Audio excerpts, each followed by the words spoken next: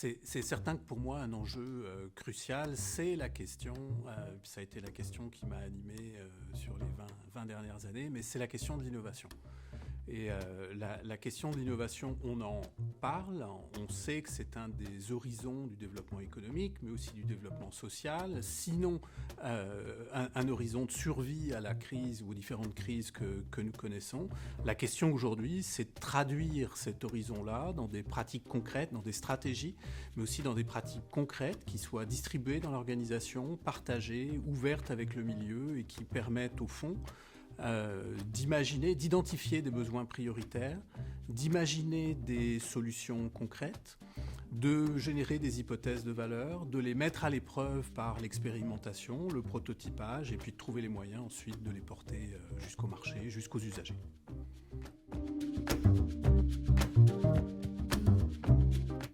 Alors du point de vue de la recherche, j'ai souvent l'occasion de dire que la question d'innovation est encore bien souvent une boîte noire.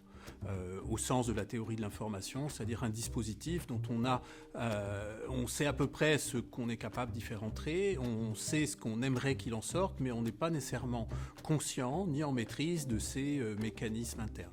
Alors du point de vue de la recherche, ce qui va sembler important aujourd'hui, c'est de mieux comprendre les pratiques qui vont conduire à de l'innovation, c'est de mieux comprendre aussi les différentes formes d'organisation de l'innovation en entreprise. La question des processus reste une question clé. Les enjeux de mitigation des risques, et alors on va ici devoir remobiliser des questions un peu délicates, donc réinterroger par exemple la notion de valeur. Parle-t-on uniquement de valeur fonctionnelle, une technologie qui marche? Est-ce qu'on ne devrait pas aussi associer à cette question-là les dimensions de valeur d'usage, comment le client va utiliser cette innovation, mais aussi de valeur sociale, les impacts à long terme de cette innovation, de valeur environnementale, sinon de valeur éthique. Il n'y a pas l'innovation est neutre en valeur, on va devoir systématiquement se reposer la question de ses effets, de ses enjeux. Alors ce sont là des questions de recherche qui peuvent être tout à fait pertinentes et qui peuvent se jouer à différents niveaux.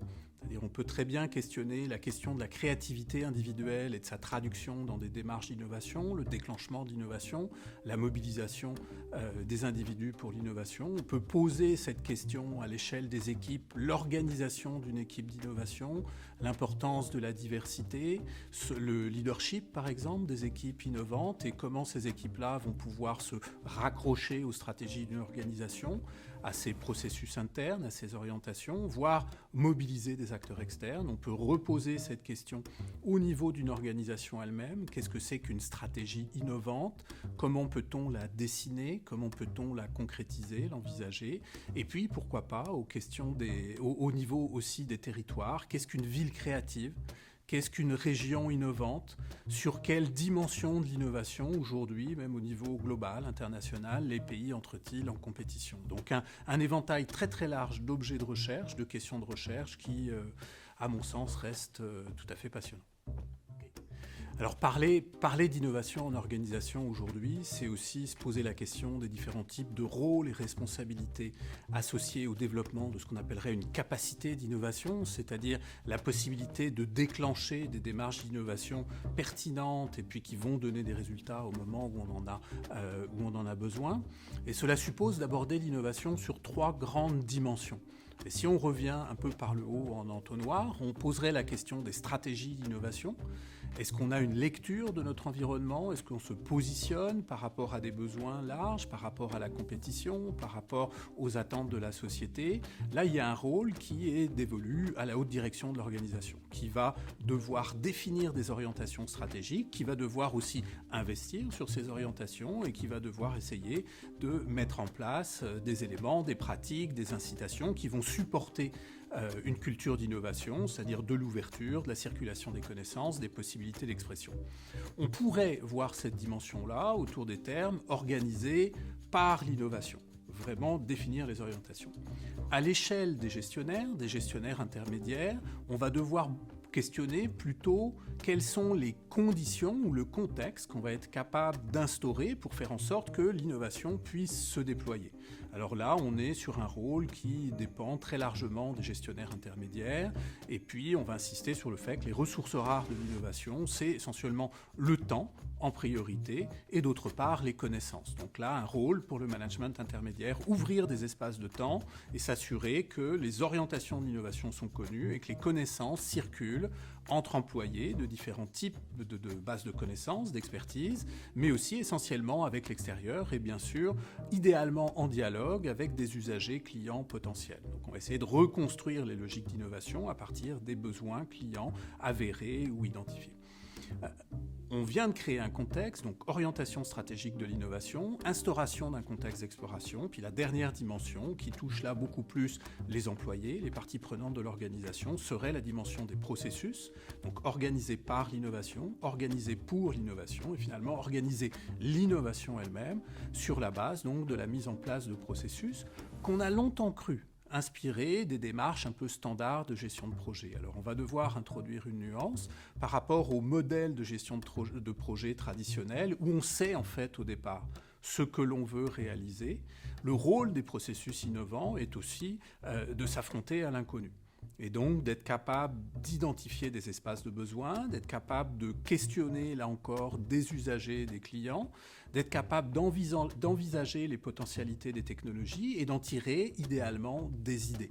Donc on retrouverait là une première chaîne de valeur du processus innovant, gestion des connaissances en amont, l'ouverture, gestion des idées, partage des connaissances, combinaison, sinon collision des connaissances pour essayer de faire émerger des perspectives nouvelles. Et puis, dans un troisième temps, expression de ces idées sous la forme d'hypothèses de valeur qui seront progressivement mises à l'épreuve par des représentations, par de la matérialisation, par du prototypage, des tests et éventuellement équipées d'un modèle d'affaires.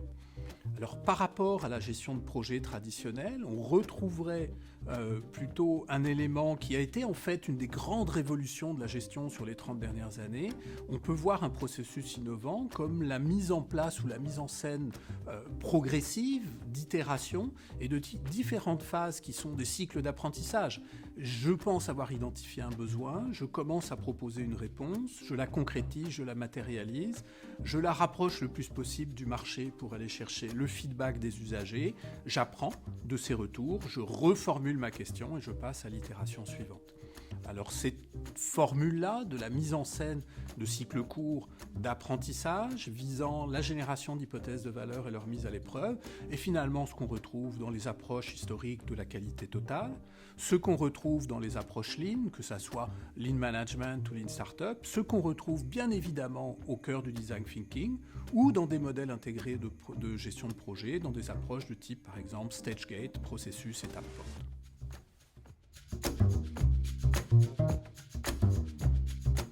Alors l'un des grands défis aujourd'hui sur la question de l'innovation, c'est véritablement de passer d'un discours innovation à un ensemble de pratiques. Et c'est probablement le plus grand défi qui se pose aux organisations aujourd'hui. Alors à nouveau avec des positionnements stratégiques qui doivent faire investir sur la veille, sur le lien avec les clients, l'observation de la compétition, mais aussi envisager les grands enjeux qui nous confrontent, la question environnementale, les questions d'inclusion sociale. Les attracteurs aujourd'hui de l'innovation ne sont pas... Il n'y en a pas des centaines. À nouveau, la question environnementale, le changement climatique, la question de l'inclusion sociale, l'éducation, la santé, l'agroalimentaire, la mobilité, un petit peu le commerce de détail, les arts et la culture éventuellement qui peuvent nous inspirer autrement. Donc c'est se positionner par rapport à ces différents secteurs et aux questions qu'ils nous posent. Et puis par ailleurs, donc sortir du discours innovation pour questionner la mise en pratique des démarches d'innovation autour de quelques questions simples à formuler qui peuvent être difficiles parfois à articuler. Comment va-t-on saisir des espaces de besoins et valider le fait que ce sont des besoins prioritaires qui devraient être adressés? Comment engager les employés sur l'exploration de ces espaces de besoins, la mobilisation des connaissances, l'hybridation des connaissances pour essayer de proposer des solutions nouvelles? Et on va de plus en plus vers des modèles qui sont des modèles d'innovation distribués en interne externe, où chaque employé est capable d'amener un petit morceau de connaissance, sinon une idée à la table, mais aussi de plus en plus, on va vers des modèles d'innovation ouvertes, où on va aller chercher des acteurs externes, usagers, citoyens, fournisseurs, étudiants, chercheurs, qui vont avoir leur mot à dire à la table, éventuellement même pourquoi pas des compétiteurs avec qui on va échanger en amont des processus pour mieux comprendre quels sont les axes de développement possibles. Alors, quand on parle des grandes évolutions de l'innovation, l'innovation elle-même a changé. Si on considère, par exemple, les 30 dernières années, on a longtemps confondu l'innovation uniquement avec la valorisation du progrès technologique. Donc, le scientifique travaille, fait une découverte, l'ingénieur s'en saisit, en extrait une fonctionnalité, éventuellement brevetée, et essaie d'intégrer ça à un produit qui ferait solution en répondant à certains types d'espaces de besoins. Alors, ce modèle-là, il est très linéaire. Aujourd'hui, on est confronté à des enjeux de plus en plus complexes et on va avoir tendance à essayer d'ouvrir le plus possible les phases d'exploration en mobilisant des parties prenantes, divers types de parties prenantes externes. On va avoir tendance à ouvrir aussi les phases d'idéation, mobiliser le plus possible d'employés. Face à des enjeux complexes, on va essayer de mobiliser un degré équivalent de complexité. Donc l'un des grands messages implicites aussi de ces démarches innovation aujourd'hui, si on veut chercher une forme d'efficacité de l'innovation, c'est de jouer le jeu de la diversité, diversité des apports, diversité des points de vue, développer des perspectives idéalement à 360 degrés autour des enjeux, donc une diversité liée aux bases de connaissances, mais aussi pourquoi pas au type d'usagers, diversité culturelle, de genre, diversité générationnelle, qui vont permettre d'avoir une vision beaucoup plus précise, pointue, englobante des enjeux auxquels on s'adresse. Alors évidemment, ça fait peser aussi une pression forte sur les structures et processus traditionnels, parce que si on veut essayer de tirer le plein parti de l'intelligence collective présente dans une organisation, il va falloir lever un certain nombre de freins qui limitent les échanges, qui limitent les possibilités d'hybridation.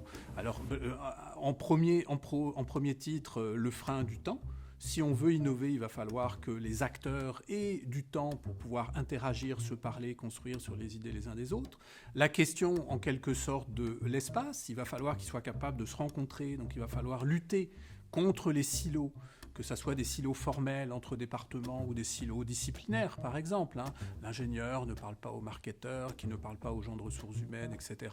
Donc jouer sur ces silos, lever les barrières et à nouveau créer des contextes, littéralement des terrains de jeu où on va pouvoir explorer ensemble, débattre, générer des idées nouvelles et puis utiliser un certain nombre d'outils qui permettent d'aller un peu plus efficacement dans ces démarches d'idéation, mais aussi dans les démarches de concrétisation.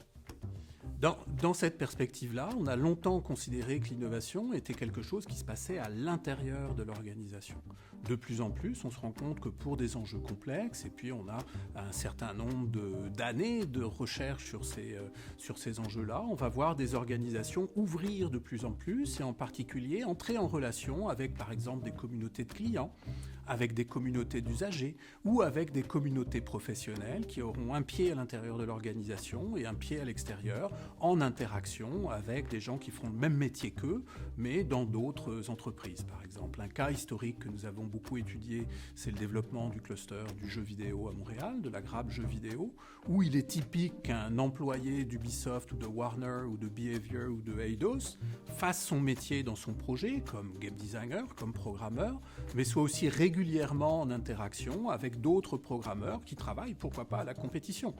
Alors ces rencontres entre programmeurs, game designers, designers de personnages, ingénieurs du son, qui se passent dans le territoire finalement, dans la ville, dans différents forums, sur des forums virtuels, créent un arrière-plan de connaissances dans lequel les entreprises vont régulièrement aller piger pour chercher des connaissances nouvelles ou des idées nouvelles. Donc on découvre ici une autre dimension de ce que c'est que l'organisation de l'innovation et qui va questionner la capacité de l'entreprise à travailler avec différents types de communautés, soit hybrides, soit pleinement externes. Un autre exemple sur Ubisoft, on a un track record assez long de collaboration avec cette entreprise, mais quand vous prétendez développer des jeux avec une profondeur historique et géographique, vous devez vous connecter à la communauté des historiens, par exemple, et puis travailler avec des experts de l'Antiquité sur l'architecture égyptienne ou le costume grec de l'Antiquité, et donc développer des interactions avec ces communautés, mais aussi pour innover pour vous-même, mais éventuellement, pourquoi pas, apporter en retour des solutions à ces à ces communautés sous la forme de dispositifs pédagogiques, par exemple, utilisés en classe pour familiariser les étudiants avec l'Antiquité. Alors une dimension complémentaire de cette ouverture de l'innovation, c'est ce qu'on va appeler aujourd'hui l'innovation en écosystème, sur les très grands enjeux, sur la question de la mobilité par exemple. On va voir s'organiser différents types d'entreprises. La mobilité est une des questions les plus complexes en termes d'innovation, qui touche des infrastructures, des dispositifs technologiques, des usages, des pratiques, de la captation de données. Alors une entreprise comme Michelin porte depuis maintenant près de 10 ans une initiative qui vise à fédérer 200, 300, 400 acteurs de différents milieux autour de cette question-là et à explorer ensemble, dans le cadre de communautés d'intérêt, des bases de connaissances, mais aussi des options possibles. Et donc l'entreprise devient un acteur parmi d'autres de ces écosystèmes d'innovation et essaie à nouveau de profiter de la complexité des interactions, de la richesse de la diversité pour générer des solutions nouvelles.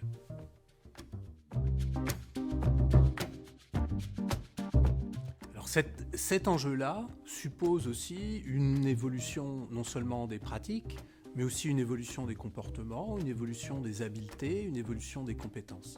Les travaux récents ces dernières années, portés par l'UNESCO, portés par l'OCDE, portés aussi d'ailleurs par le gouvernement du Québec, qui questionnent ce qu'on appelle les compétences d'avenir, les compétences du futur, mettent en tête de liste une compétence étonnante qui est la compétence d'empathie.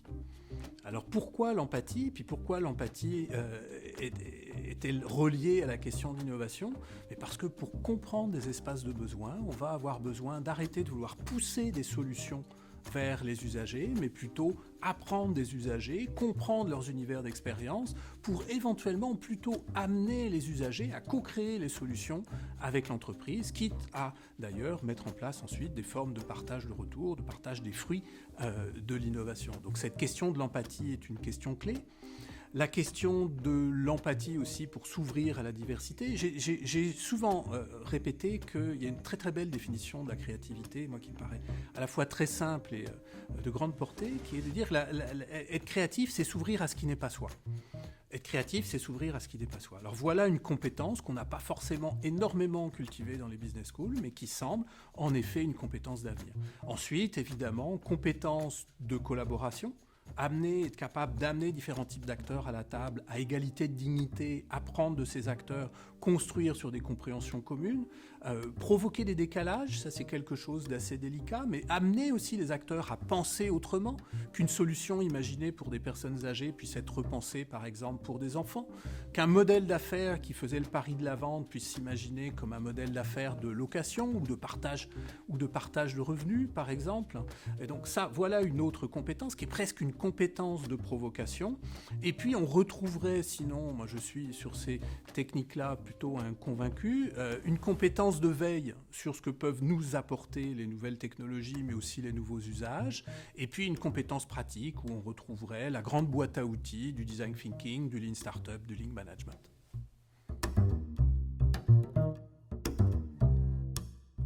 Comment mesurer la performance d'une organisation face aux questions d'innovation ? Il y a une première réponse un peu brute, mais prenez l'organisation aujourd'hui, retournez la voir dans 5 ans. Si elle est encore là, c'est probablement qu'elle aura su innover. C'est-à-dire on est aujourd'hui dans un univers qui se caractérise par le changement quasi permanent, des turbulences, des nécessités d'adaptation. Donc on peut aborder la question d'innovation comme une question de survie. De façon un petit peu moins radicale, ce qui peut être intéressant d'observer, de regarder, de mesurer, c'est est-ce qu'une organisation consacre suffisamment de temps, d'énergie à cette question-là. Sinon, évidemment, elle est à risque d'obsolescence ou de devenir une commodité dans son marché. Donc, en moyenne, une règle qui n'est pas une règle rigoureuse, mais est-ce qu'on passe à peu près 5 à 10% du temps sur des questions de renouvellement des produits, d'évolution des modèles d'affaires, de veille. Donc, globalement, une entreprise qui investirait 10% de son temps sur ces activités d'innovation devrait être capable de s'équiper à un niveau raisonnable. Maintenant, le défi n'est pas est-ce que l'entreprise innove une fois, est-ce que l'organisation innove une fois, mais est-ce qu'elle a fait de l'innovation une capacité normale ? C'est-à-dire, le jour où on est confronté à un enjeu, est-ce qu'on sait comment se comporter? Est-ce qu'on sait quelles pratiques mobiliser? Quelle boîte à outils articuler pour être capable, face à cet enjeu, soit de s'y adapter, soit de le prévenir d'ailleurs, même à la limite, de l'anticiper, soit de s'y adapter très très rapidement. Donc on a longtemps abordé l'innovation comme un ensemble d'outils, de boîtes à outils, un peu comme un ensemble de pratiques ou de compétences. De plus en plus, on va parler de capacité, et d'une capacité, ce qui est le plus important pour moi, d'une capacité normale. C'est-à-dire l'innovation n'a plus à être exceptionnelle ou périphérique au travail de l'organisation. On la retrouve aujourd'hui au cœur des modèles stratégiques, au cœur de la gestion, mais aussi au cœur des pratiques de n'importe quel employé, voire des parties prenantes associées à l'organisation. Au fond, une organisation qui voudrait être véritablement innovante devrait être aussi capable de jouer avec le dimensionnement et la portée de ces pratiques innovation. On parle beaucoup, par exemple, d'amélioration continue ou d'innovations qui peuvent être très ponctuelles, portées par les usagers ou les opérateurs, appliquées au processus. Alors ça, on espère développer ce type d'esprit ou de culture chez les employés de l'organisation. On peut imaginer des moments d'innovation qui soient littéralement programmés. On sait pertinemment qu'un produit va être renouvelé, par exemple, qu'il a vécu sa courbe d'obsolescence, qu'on va vouloir le renouveler. Donc ça, on peut anticiper dans des modes où on va gérer finalement des portefeuilles de projets avec différentes temporalités. Puis dans ce cas-là, on va introduire à nouveau des outils, des techniques, des pratiques. Mais on peut aussi réfléchir à des modèles d'innovation qui vont adresser plutôt la question de l'inconnu. Dans ce cas-là, on fera de la prospective, par exemple, où on va jouer avec des scénarios, des outils de futuring, par exemple, essayer d'envisager différentes voies d'évolution du milieu économique, du milieu social dans lequel on se situe. Et là, on est dans des formes qui sont beaucoup plus des formes d'exploration très ouvertes, où on veut, au fond, faire des hypothèses de rupture et être amené, parfois, à remettre en cause les stratégies fondamentales de l'organisation, à explorer d'autres types de solutions ou à envisager d'autres types de modèles d'affaires.